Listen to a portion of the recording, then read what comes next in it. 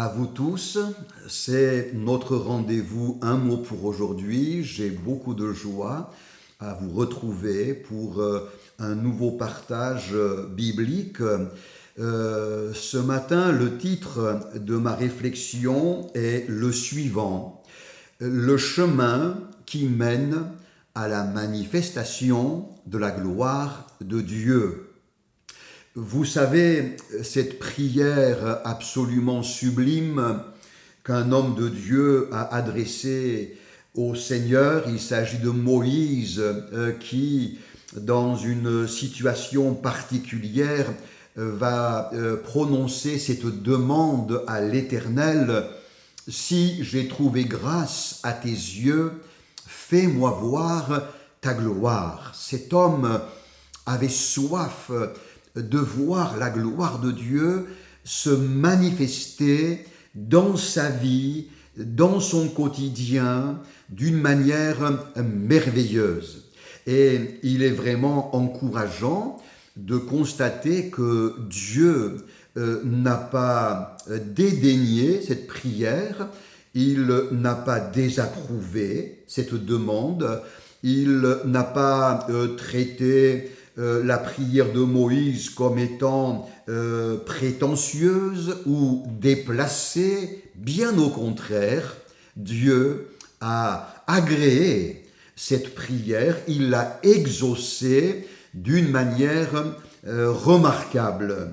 Voir la gloire de Dieu se manifester dans notre vie aujourd'hui, c'est possible. Dieu y est favorable. Cher ami, chers frères, chères sœurs, Dieu veut manifester sa gloire dans ta vie. Il veut manifester sa bonté, accomplir des exaucements merveilleux. Il veut exprimer tout au long de ta marche sa puissance, sa fidélité. Il est possible aujourd'hui encore de vivre les choses glorieuses de Dieu d'une manière personnelle. Dieu veut guérir, Dieu veut baptiser du Saint-Esprit, Dieu veut venir secourir, libérer et manifester combien il est grand et combien notre vie lui est précieuse. C'est possible, c'est ma prière, c'est mon souhait pour chacun d'entre vous, pour moi-même, vivre la gloire de Dieu dans notre marche quotidienne. C'est possible, mais il y a un chemin qui nous y mène. Et il est important d'emprunter ce chemin. Oui, le chemin qui mène à la manifestation de la gloire de Dieu. Et j'ai choisi un exemple de la Bible pour nous instruire concernant ce chemin et certaines étapes qui composent ce chemin. Vous connaissez certainement ce récit saisissant de la vie du prophète Élie dans une période très sombre de l'histoire d'Israël sous le règne d'Akab et de Jézabel, sa femme. Le peuple entier est plongé dans la confusion, dans l'apostasie, le péché, l'idolâtrie. C'est une situation obscure et dramatique. Et voici qu'un homme, Élie, le prophète de Dieu, va avoir une démarche absolument époustouflante. Il va convoquer les 450 prophètes de Baal et les 400 prophètes de la déesse Astarté sur le sommet du mont Carmel, et il va leur lancer un défi. Et nous allons voir ensemble de quelle manière sur le sommet de cette montagne, la gloire de Dieu s'est manifestée aux yeux de tout le peuple rassemblé. Alors ce matin, je vais simplement aborder un élément et certainement dans les lundis qui vont suivre, je serai amené à considérer avec vous quelques éléments qui nous montrent le chemin qui mène à la gloire de Dieu.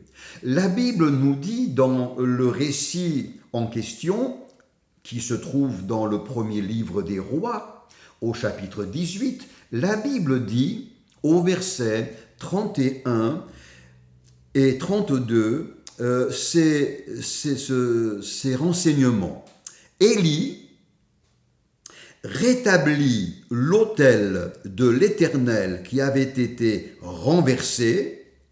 Il prit 12 pierres d'après le nombre des tribus des fils de Jacob auxquels l'Éternel avait dit « Israël sera ton nom » et il bâtit avec ces pierres un autel au nom de l'Éternel.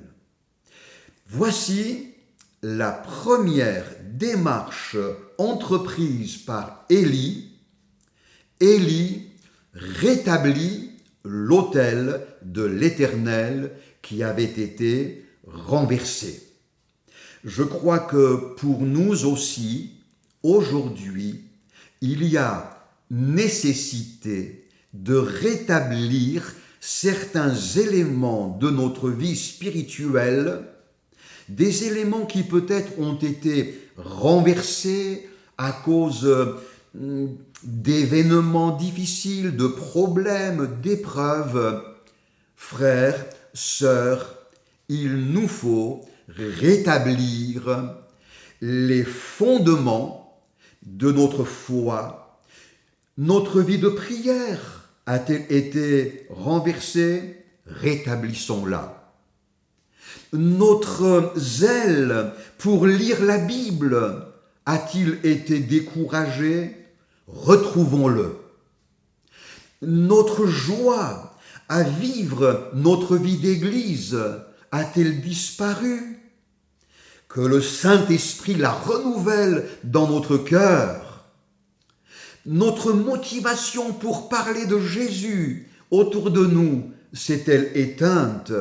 Est-elle renversée?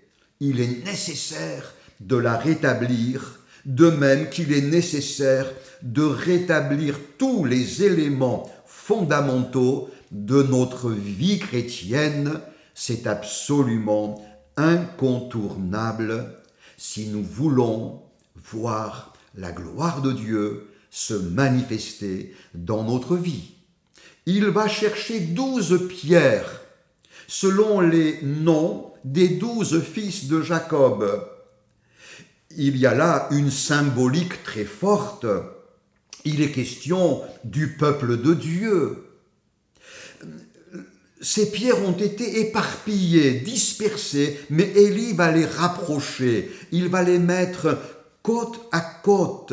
Il va en faire un tout bien solide qui va servir d'autel pour le sacrifice offert à l'Éternel. Les pierres dispersées sont l'image des conséquences négatives du péché, parce que le péché disperse. Le péché divise. Le péché éloigne. Il nous éloigne de Dieu, mais il nous éloigne les uns des autres. Le péché édifie des murs de séparation.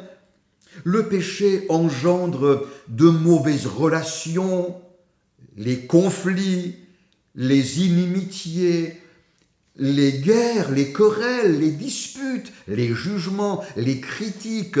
Tout cela, c'est les conséquences du péché, mais il faut rétablir les choses. Quelle victoire et quelle bénédiction de pouvoir dire que par le sacrifice de Jésus, les pierres dispersées sont rapprochées. Et au prix de son sacrifice, le Seigneur Jésus a fait de nous tous des frères, des sœurs, la famille de Dieu, le peuple des rachetés qui marchent d'un même cœur sous sa bannière.